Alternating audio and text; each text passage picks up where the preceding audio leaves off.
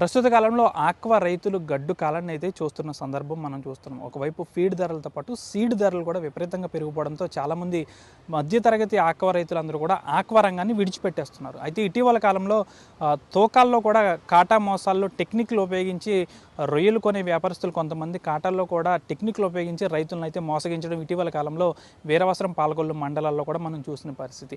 ఇదే విధంగా ఆక్వా రైతుల్ని అనువుగా చూసుకుని దాదాపు కొంతమంది ఎలక్ట్రికల్ డిపార్ట్మెంట్ వాళ్ళు కూడా ఆక్వా రైతులను అయితే మోసం చేస్తున్న పరిస్థితి కూడా ఇటీవల కాలంలో మనం చూస్తున్న సందర్భం ఉంది. దీనికి సంబంధించి ఉండి మండలంలో అత్తమూరు, చెరుకువాడ గ్రామాల్లో దాదాపుగా ఈ విధమైన ఎలక్ట్రికల్కి సంబంధించి మీటర్ రీడింగ్ మోసాలు అయితే వెలుగులోకి వచ్చాయి. లైన్మెన్గా విధులు నిర్వహిస్తున్న ఒక వ్యక్తి దాదాపుగా మీటర్ రీడింగ్ కూడా అతనే తీస్తాడు కొన్ని ఆక్వా చెరువులకు సంబంధించి. ఆక్వా చెరువులకి మీటర్ రీడింగ్ తీసే క్రమంలో కొన్ని టెక్నిక్లు అయితే అతను ఉపయోగిస్తున్నాడు.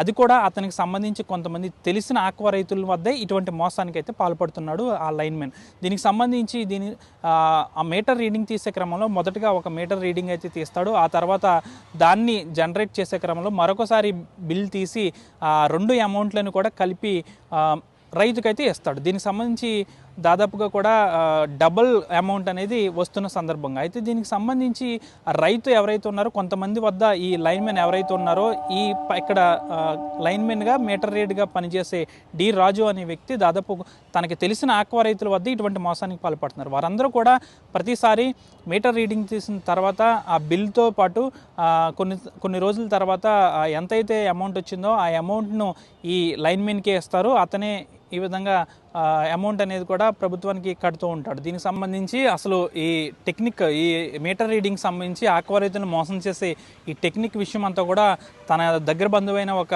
రైతు బయటపట్టడంతో ఈ విషయం అంతా వెలుగులోకి వచ్చింది. ఆ తర్వాత సెటిల్మెంట్ కూడా చేయడంతో ప్రస్తుతం అయితే ఈ విషయం కాస్త బయటకు పొక్కలేదని చెప్పాలి. దీనిపై విద్యుత్ శాఖ అధికారులను కూడా ఆర్టీవీ వివరణ అడిగింది. అయితే విద్యుత్ శాఖ అధికారులు దీనిపై విచారణ కూడా చేస్తున్నామని కూడా చెప్తున్నారు. అదే దాదాపు గత కొన్ని రోజుల నుంచి ఈ విధంగా విచారణ చేస్తున్నప్పటికీ కూడా ప్రస్తుతం దీంట్లో ఎటువంటి వివరణ అయితే విద్యుత్ శాఖ అధికారులు ఇవ్వలేదు. దాదాపుగా కొన్ని కోట్లాది రూపాయలు ఈ విధంగా పక్కదారి పట్టించినట్లే సమాచారం ఉంది.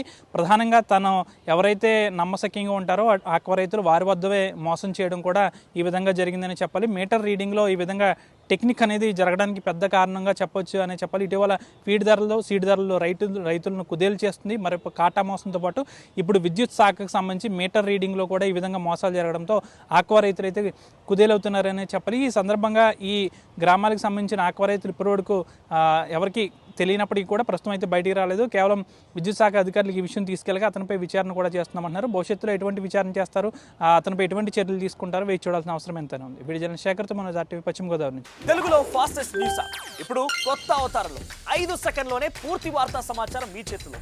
సోషల్ మీడియా ట్రెండ్స్ మీ కళ్ళ ముందుకే live TV and voice search ఆప్షన్స్తో ఇప్పుడే డౌన్లోడ్ చేయండి. యాప్ లింక్ డిస్క్రిప్షన్లో ఉంది.